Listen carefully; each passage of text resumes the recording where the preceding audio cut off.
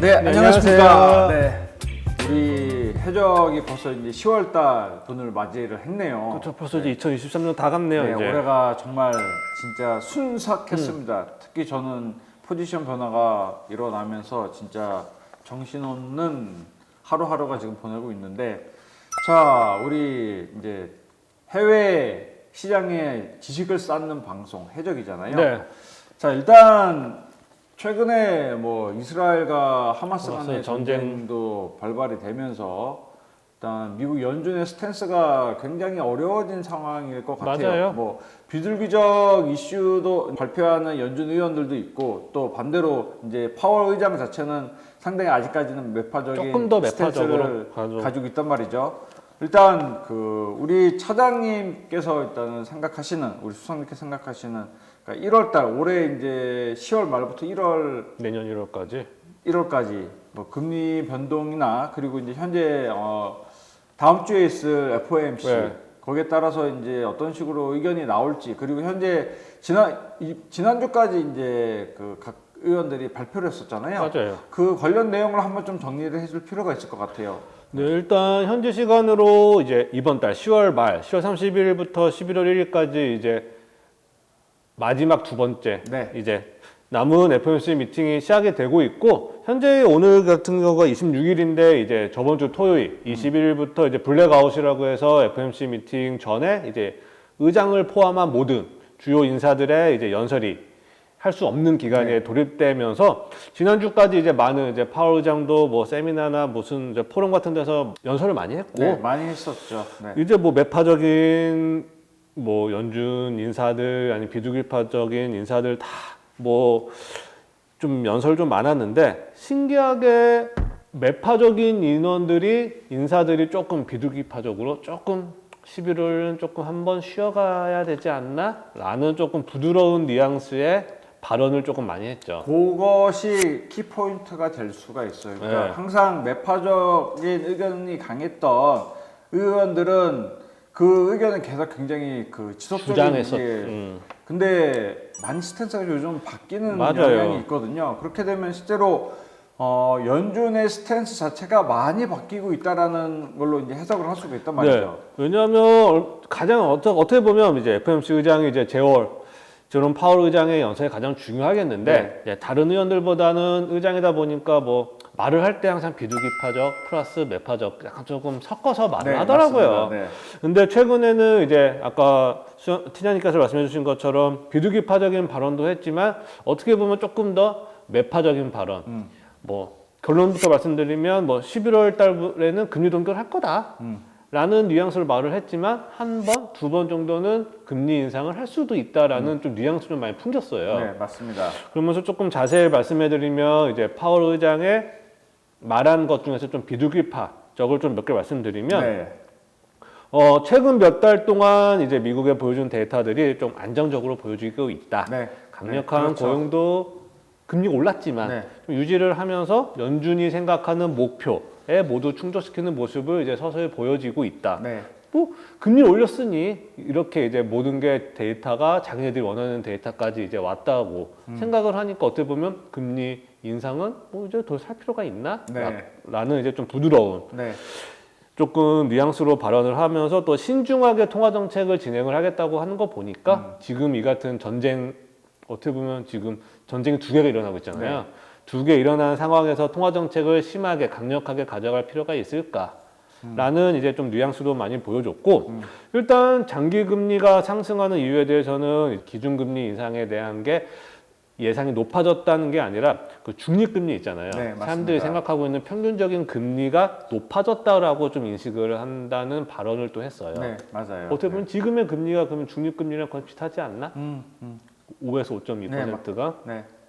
그렇게 생각을 할 수도 있고, 또 이스라엘과 하마스 전쟁이 일어나면서 지정학적 긴장이 높아지다 보니까 이제 조금 여기서 금리까지 올려버리면 미국을 포함한 세계 경제가 한 번 더 휘청거리지 않을까. 충분히 가능성이 있는 말씀이시죠. 그러니까 이제 그 단순하게 이스라엘과 하마스뿐만이 아니라 여기에 이제 이란도 끼게 되고, 그렇죠. 이제 그 중동 국가 간의 전쟁으로 확산이 될까봐 이제 그게 두려운 맞아요. 거거든요. 그러면은 뭐 물론 이제 사우디와 러시아가 감산 정책을 이미 올해 내년 초까지도 이어진다고 이야기를 한 마당에 그러면은 그 유가에 대한 부담감이 미국 정부를 포함해 각 국가들에서 굉장한 부담감을 가질 수밖에 없는 상황이거든요. 그렇죠. 게다가 이제 유럽 같은 경우는 이제 뭐 전 세계가 겨울에 이제 도래를 하면서 가스나 이런 것들에 대해서 이제 많이 또 부족 현상이 날 수도 부족 있고. 현상이 나타날 수 있기 때문에 이런 부분 때문에 인플레이션이 갑자기 또 위로 튈 수가 있어요. 그렇기 때문에 상당히 매파적으로 스탠스를 취하기가 현재는 쉽지는 않다. 그게 오히려 현재 시장에서는 조금 그렇죠. 더 의미 있게 다뤄지는 내용이 아닐까 일단 싶습니다. 근데 또 파워장이 여기서 또 매파적인 발언도 안 한 건 아니에요. 맞아요. 또 신기한 네. 게 현재 통화 정책이 어떻게 보면 강하지는 않다. 네. 엄격하게 너무 긴축을 하고 있는 건 아니다. 거기에 만한 증거가 없다. 네. 또 이렇게 또 발표를 했어요. 왜냐면은 어쨌든 금리를 올린다는 것 자체가 물가 이제 경기를 조금 죽이겠다는 건데 그렇죠. 미국은 뭐 S&P든 나스닥 지수를 보시면 아시겠지만은 올해 1월부터 10월까지 그냥 계속 오르고 있어요. 우상향의 그림을 그리고 있거든요. 그렇기 때문에 오히려 화랑의 장을 보여주고 있음에 따라서 미국은 좀 특별하지 않나. 네. 네. 그러다 보니까 이제 뭐 말씀해 주신 것처럼 인플레이션이 높아서 금리를 올리면 고용이 한번 죽어야 되는데 네. 고용이 안 죽고 있잖아요. 네, 지금. 맞습니다. 이러다 보니까 고용 지표 이런 거가 어떻게 나오냐에 따라서 미 연준 한 번 더 긴축을 더 필요하면 할 수도 있겠다. 네. 이런 발언은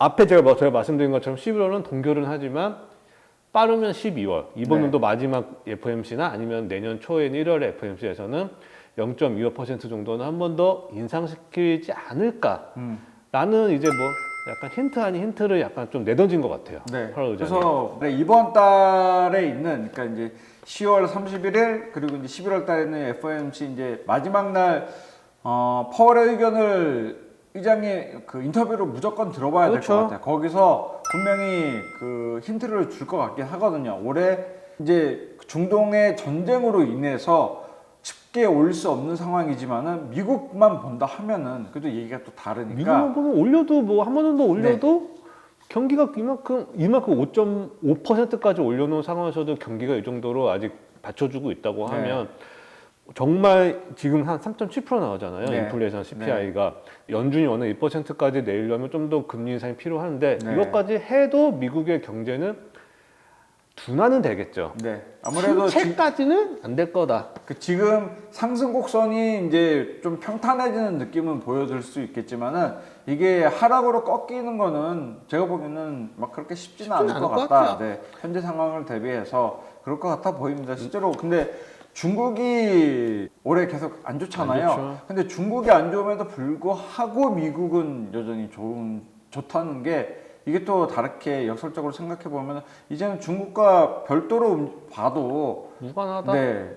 지금 뭐 본의 아니게 신냉전주의가 하면서 중국 이제 공산주의 국가 따로 민주국가 따로가 있는 그런 상황인데 예전 시대와 비슷하게 경제 교류가 이제 없으면 있을 수가 없거든요. 맞아요. 그런 거든요. 근데 현재 많이 단절된 구간이 발생했음에도 불구하고 지금 미국 경기가 이렇다는 거는 그 연준에서 과연 어떤 의견을 낼지 참 다음 주가 귀추가 주목이 됩니다, 실제로. 맞아요.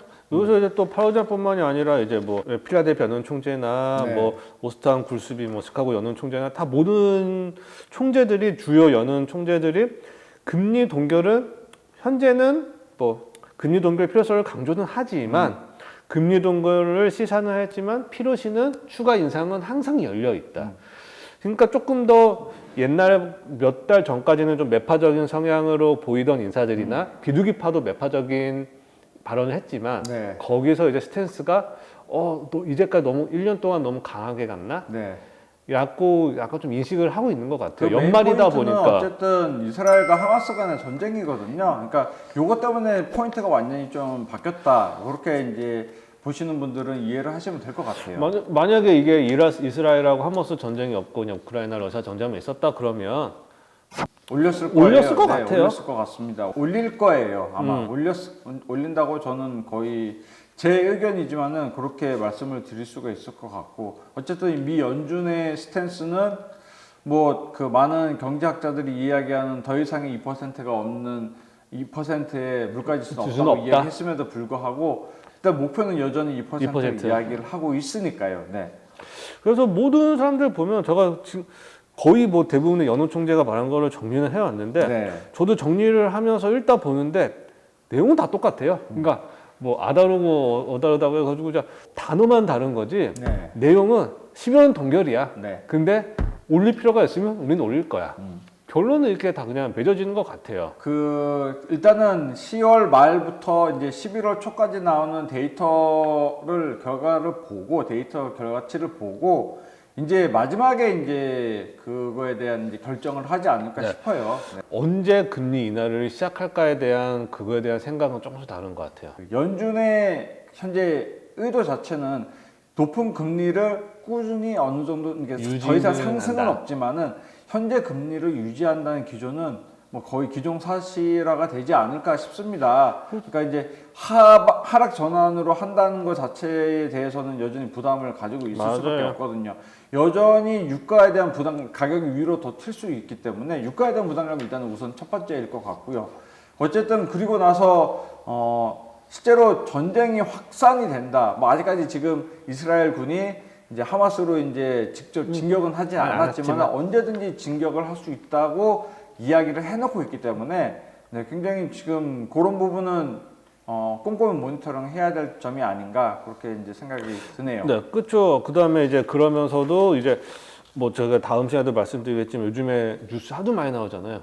그놈의 국채 수익률 네, 5%가 됐냐, 뭐 넘었냐, 다시 떨어졌냐, 뭐 언제가 5%냐 이런데 제가 봤을 땐 요번에 또 11월에 또 금리 동결이 지금 오늘 CME 페더칠 보니까 거의 99%더라고요. 네, 네. 참고로 12월 달은 한 70% 정도가 동결, 뭐 올린다가 20%인데 네. 거의 99%면 다음 주니까 동결을 하겠는데 네. 제 생각에는 이 국채 수익률 상승도 어떻게 보면 조금 영향을 미친 것 같아요. 왜냐하면 연준이 금리를 기준금리 올리지 않아도 국채 수익률이 올라 버렸으니 제 생각 그 국채 수익률 5% 이상 오른 게 약간 긴축을 도와주지 않았나. 네, 말 그대로 그것도 금리 인상에 어느 부분 역할을 하거든. 실물 그쵸. 경기에는 영향을 미치기 때문에 그 부분 분명히 이제 영향이 있을 거예요. 그래서 뭐 그 현재 연준의 스탠스는 일단은 이번 거는 모니터링을 계속 하자. 하지만은 조금 더 위는 언제든지 한 번이라도 열려 열려 있다. 있다. 그 스탠스는 꾸준히 이야기를 할 것 같습니다. 그래서 저는 개인적으로는 11월은 동결, 빠르면 12월 인상에 그냥 내년 하반기까지 유지. 하반기, 내년 상반기, 뭐 1분기 이상은 저도 유지를 할 거라고 보고 있습니다. 그러니까 이게 실제로 스탠스가 바뀌는 게 쉽지는 않은 상황이기 때문에 맞아요.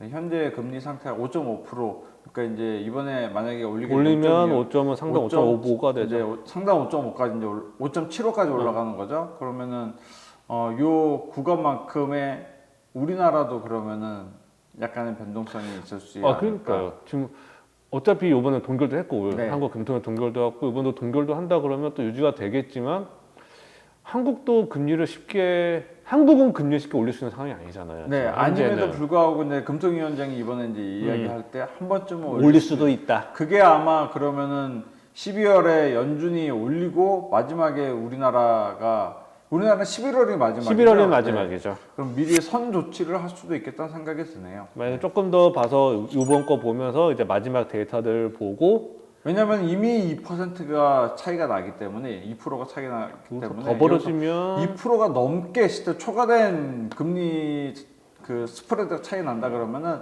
진짜 우리나라 경기에서도 문제가 있을 수 있거든요. 그렇죠. 네. 달러 자금이 빠져나간다면 그러면 상당히 안정적으로 보인다지만은 달러 자금 빠져나가는 건 기정사실화가 될 수가 있거든요. 네. 첫 번째 시간은 미 연준 저희가 이제 FOMC 이제 마지막 두 번째를 남기고 이제 10월 말부터 11월 초까지, 그러니까 마지막 영업일을 기준으로 11월 첫째 영업일까지 있는 미 FOMC 요거에 대한 이제 각 연준 의원들의 이제 의견들을 정리를 해봤는데 서로 양쪽 매파와 비둘기파가 서로 지금 상당한 줄다리기를 하고 있다. 하지만 되게 다들 동의하는 거는 위 상단은 열려 있다라는. 그렇죠. 네, 동결은 할 수 있지만 위 상단은 언제든지 열려 있다. 그래서 굉장히 마지막 데이터를 끝까지 연말 데이터까지 보고 결정을 짓겠다는 이야기거든요. 근데 대신에 이제 전쟁이 확산이 된다. 그때는 좀 얘기가 좀 달라지겠죠. 얘기가 그때부터는 좀 얘기가 달라지겠죠. 그때는 아마 저희가 뭐 스파성이라든지 그런 내용으로 저희가 이야기를 다시 한번 조금 말씀을 드릴 필요가 있을 것 같습니다.